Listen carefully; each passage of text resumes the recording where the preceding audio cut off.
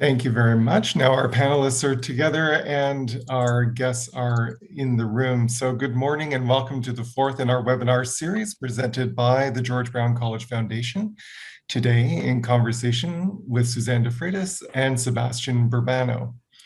Before we begin, we'd like to offer an acknowledgement of traditional land. We acknowledge that George Brown College is located on the traditional territory of the Mississaugas of the Credit First Nation and the land of other Indigenous peoples that have lived here over time.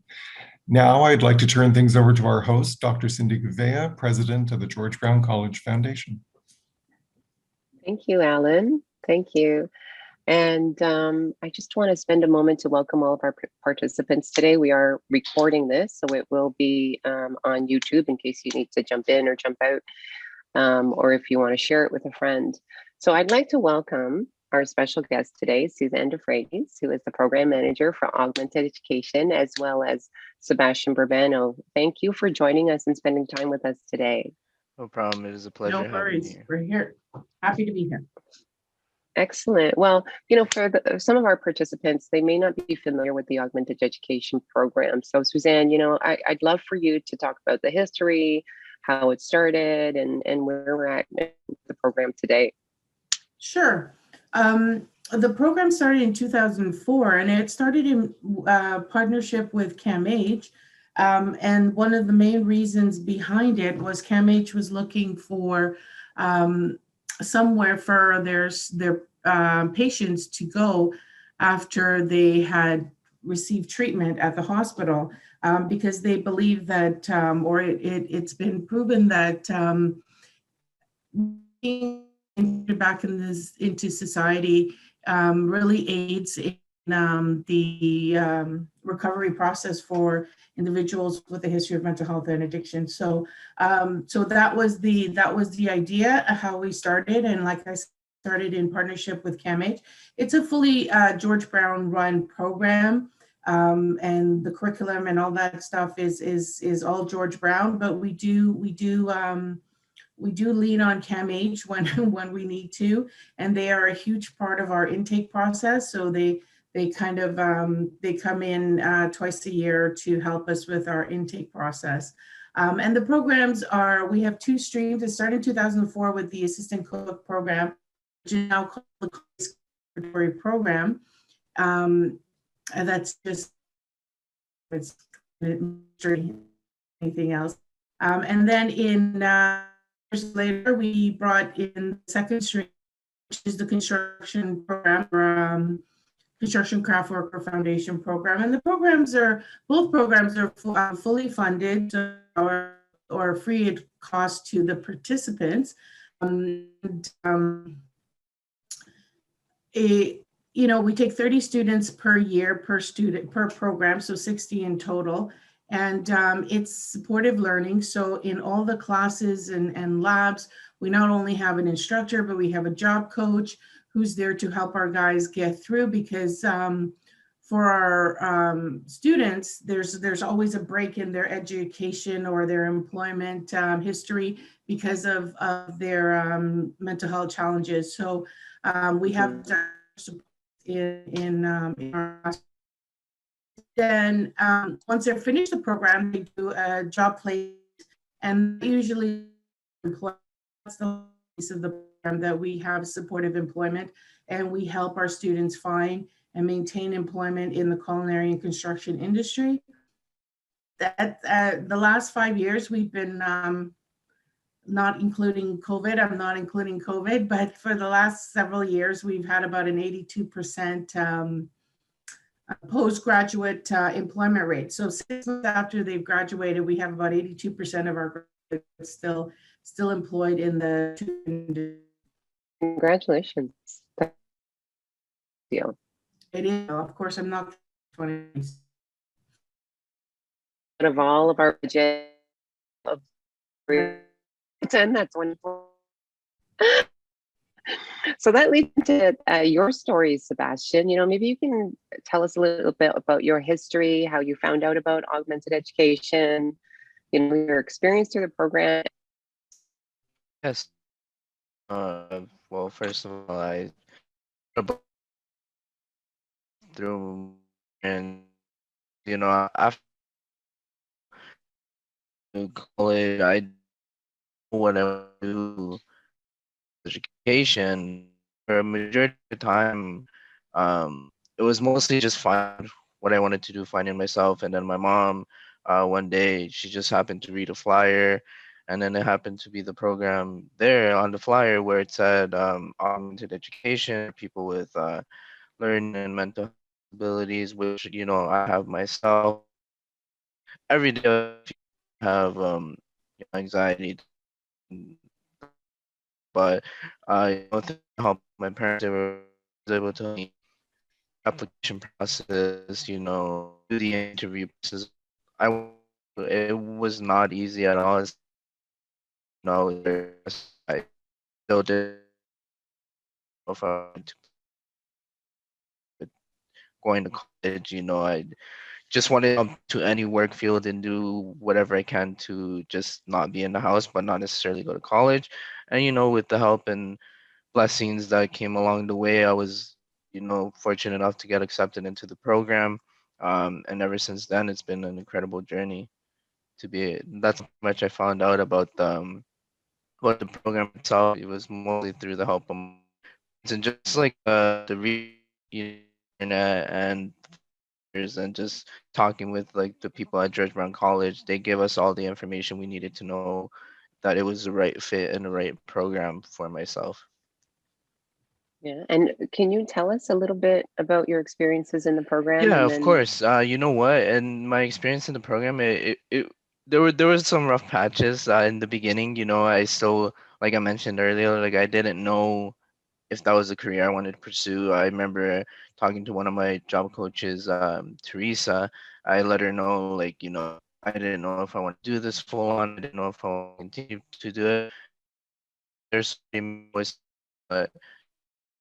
achieve something of yourself that is great. My experiences there was that the things that they taught us there really resigned to things that would happen in the work field, and that is something that I am grateful for, because when I jumped on automatically to the work field, I already had those acknowledgments and those things that they taught us at George Brown that I was gonna know once I jumped onto the workforce. So without, like I said, without the help of my job coaches and without the help of all the chefs and all the labs that we had, I feel like I wouldn't have known the things that I did there. Um, in terms of experiences too, it was very, I won't lie, it was very challenging, especially with someone who has a mental health addiction. It was very challenging for me to wake up every day from Monday to Friday, in the morning, having to get up and push myself to do the things that normal kids my age would have to do. But with the help and the supportiveness of everybody at George Brown, it almost made you feel like, what, I'm able to do something out of this. I can do it. I will do it. Like, you know what I mean? Like, it wasn't like a time where I said to myself, even though those rough patches were there, there wasn't a time where I said to myself, that's it. I'm throwing in the towel. I'm done. I always kept going. And that's what I feel like made me realize that this was career that I wanted to pursue, because throughout the beauty and the struggle, there will always be a end, like basically a positive end in the tunnel. And that's something that I'm very grateful for George Brown, because honestly, without them, I don't know where I would be in my life right now. mhm, mhm. Well, we're all very proud of you, Sebastian. Thank you. Um, so tell us a little bit about what you're doing now. Yes, so what I'm doing now, previous to everything going on in the world, COVID-19 and everything, I was working at Jamie's Italian York Dough, and I was working at that company for about 2 years. So my first job ever there was as a dishwasher. Then I proceeded on to becoming a prep cook, then proceeded on to becoming a line cook. And that experience alone really built my character, really built the person that I am today, really built my foundation for the love and the passion that I have for the culinary industry, which I never thought was going to be possible with somebody with such a high mental health issues and stuff like that. And it really showed me that I really love the cooking industry. And, you know, after all that and time passed, COVID happened. Um, you know, once COVID strikes, I was out of a job for 9 months, didn't know what the industry was going to be like for 9 months, but that didn't stop me from trying to basically researching and find new ways and find new environments that I can work on. And the job that I'm doing now, I'm at a retirement home in Port Credit in Mississauga. Again, I started off as a dishwasher in Port Credit in Mississauga, but within my 2 months working as a dishwasher in Port Credit, I proceed on to working in the line. And I've been a line cook now at Port Credit in Mississauga for 7 months, which honestly has been an incredible journey. Like I said, anywhere I go, I always mention George Brown. They always tell me like, "How are you the way that you are?" And I always thank everybody at George Brown because believe me, like even Suzanne would tell you like I was probably one of the most shyest students in George Brown College.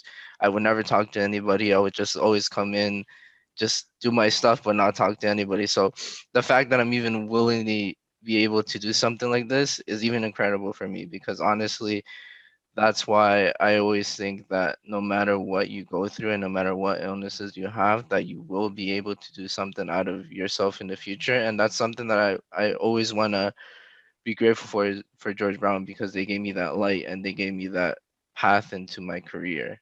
And that's something that I always mention to anybody when I go into a work field. We're so Well, proud of this you too. Thank you. and the Augmented Education Program is a very special program at George Brown. It's one of its Yes. kind, even in Okay. the Ontario college system. So Suzanne told me a little bit kind of Mm. secretly earlier that she, like the staff and the faculty, didn't think you had a voice for the Yes. first 2 months of the program. Like 100%. you, so what happened? What was the catalyst that sort of, you called it, made you become who you are? What was that moment where you said, okay, I need to use my voice and now I'm sharing my voice? You know what? During the period when I was at George Brown College, I was going through a lot. And I shared a lot about it with my job coach Teresa. And part of the reason why I shared a lot it with her was because, you know, she was someone that always made you feel comfortable. She was always someone that made you feel like you were her friend, but not really her job coach. Like, you know what I mean? So, during the time that I was there and I was so quiet at the program, it was mainly because of my mental health. Growing up, I struggled through my mental health. I also suffered from anorexia nervosa growing up when I was 13, 14. So, I always had challenges and stuff like that. And now, going through those rough patches and going through those challenges now like I guess it's almost like a calling, like you know what I mean? Like when you're so quiet for so long, you see a lot of stuff that not a lot of people would see, and that is because you keep to yourself and you keep all these emotions and all these things to yourself that now for me as I feel like maybe if I share my story it might enlighten somebody like me to want to proceed the same thing that maybe are suffering to something similar and say, wow, you know what? Maybe I'm not alone. Maybe I'm not the only one suffering through mental health. Maybe I'm not the only one suffering through anxiety, depression. If he can do it, I can do it. And that's always something that I want to push and do now because God gave me so many different opportunities to still be in this earth and I want to use that time that I have to push on to other people. And that's what I feel like made me be more open now and be more talkative now, which is honestly, like I said, I never thought in a million years I'd be like this. Wow. Um, Sebastian, who inspires you? Who gives you inspiration? You know what? A lot of my inspiration and a lot of my, work ethic has to do with my dad. My dad is someone who, even though at his age, he's still working very hard, even though sometimes I tell him, Dad, maybe I think it's time for you to, slow it down a little bit. You're getting older. You're getting Okay, tired. what's his age when you say Uh, older? Because so some he's of us are yeah. probably, I mean, he's not that old, but like okay. I still consider he's my dad. So he's like in his, I would say like in his 50s. So That's not old. That's not all. no, but I mean, like, you know what I mean? My dad's still, he's been, we come from basically from back home, which is Ecuador. So he's been working since he's been almost, I would say, 13 years old. He's been working, and Wow. he's never stopped. Never. Even from, I remember him telling me stories from 13 all the way to his 20s when he had me. He had me when I was fairly young. He had me when I was 20 years old, and he's always been working, and then coming to a new Yeah. country, to Canada, like this, where he didn't know none of the language. He didn't know how to speak. We basically had to start a foundation from zero to nothing. And that's why I always look up to my dad, because his work ethic and his way of doing things and his way of being who he is really personas on to me. And when a lot of people meet me and my dad, they always see like, yeah, we can see the reflection and the resemblance on you, which is crazy to me, because we sometimes don't get along as well, but we always come to bind our heads together and say, you know what, even though we don't really get along, but we get along in this. And that's something that I'm forever grateful of, because without him, I wouldn't be the person who I am today, and the person that I am trying to become in the future. Awesome. Wow, what an inspiration. Please send your dad our best regards. Thank you. Yes, He, of course. I'm sure he's as proud as you as we are. Yes. Suzanne, now I want to ask you about some of the special supports and for the AugEd program. I've met many students. You've done an incredible job with many of our students, all augmented education students, all of them. Help us understand some of the special supports that you have in place for this program. Right. So the goal is to try and embed as much support into the curriculum and the program before the student gets there. And that's usually our first step. So, printing out recipes for them for their labs, creating an action plan so that when they get to demo, they can write down their steps without trying to figure out how to format it. And we actually the job coaches will sit with them and explain to them how to write an action plan out, so that when they see the demo and then they go to lab, they know what to do first, what to do second, that kind of thing. So we do a lot of universal design learning that we embedded into the curriculum and the rollout and delivery of the program. The one thing though that is always hard to explain is that we don't take a fair approach in AugEd, we take an equitable approach. So for instance, Sebastian is one of 30 students generally that the coaches have to deal with in a classroom. And what Sebastian needs are completely different from his classmates sitting right next to him. So what we try to do is, if we give Sebastian a little more coach time, in other words, they'll check in with him, like he was pretty much saying, Teresa would check in with him on a regular basis. So every other day, Sebastian, how are you doing? How do you find the classes? So not every student requires that, but Sebastian did. Like I said, for the first 2 months, we didn't hear his voice. He didn't speak to us really. And then she would keep checking in with him every other day. So by the third month, he started talking more and he felt comfortable and he was able to express himself. And then he got more out of the program, and we were able to support him much more when he was able to speak to us and tell us what he needed. And so that's what Sebastian needed. But then his classmates might have needed, Johnny to spend his lunch hour doing math with him, because he just didn't understand math from grade 2 to college. So Johnny would take time after class or during his lunch hour, just to sit down and do one-on-one math with that particular student. sometimes the coaches will sit down and help them organize their binders so that they're prepared when they get to class. I mean, we have so many supports. I can't even, it's so hard to explain. Like one extreme would be a student who had just gotten into a supportive housing, but had spent maybe 9 years on the street. And one of the tactics is used on the street is that you don't wash yourself, you don't clean yourself, because if you kind of present a certain way, people will stay away from you. So no one will come near you to hurt you because you know, maybe look a certain way or you smell a certain way. And so we couldn't have that in our lab. Like you just can't, you have to come to the labs, clean with proper hygiene. So the coach sitting down and explaining this, that, you need to cut your hair, you need to cut your beard, you need to cut your fingernails, and just the coaches sitting down and with the students and doing all that. And then I think what ended up happening was Alexis and Johnny just went to the drugstore and brought all the product he needed. And we because, if you haven't been looking for that for 9-10 years, you don't know what to get. So they went to the drugstore and they bought all the products he needed.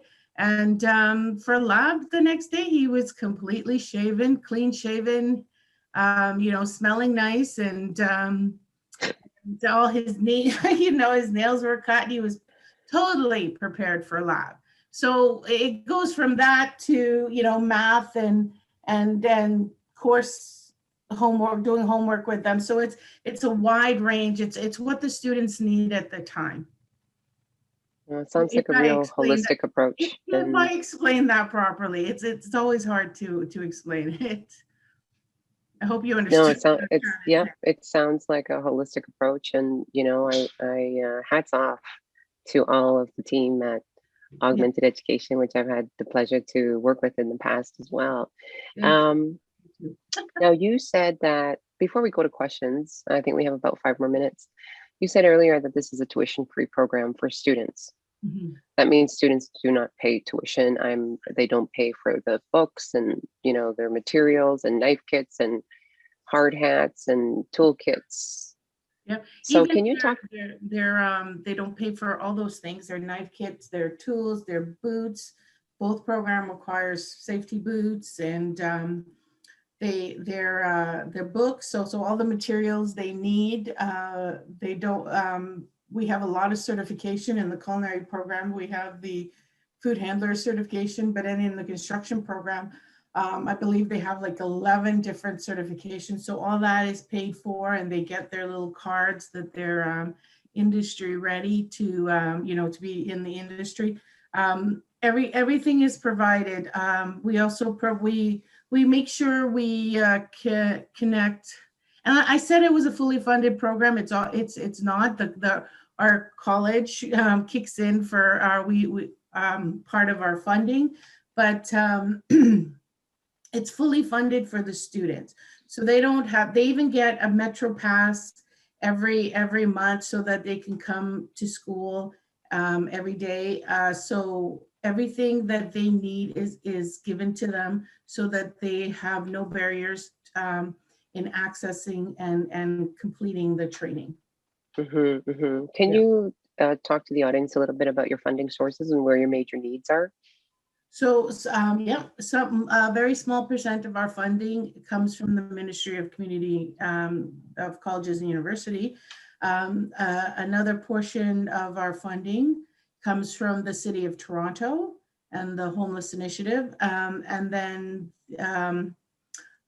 we have 3 main funding. So the city, the ministry, and then ODSP is outcome-based funding. So like I mentioned, our 82% of our clients are working.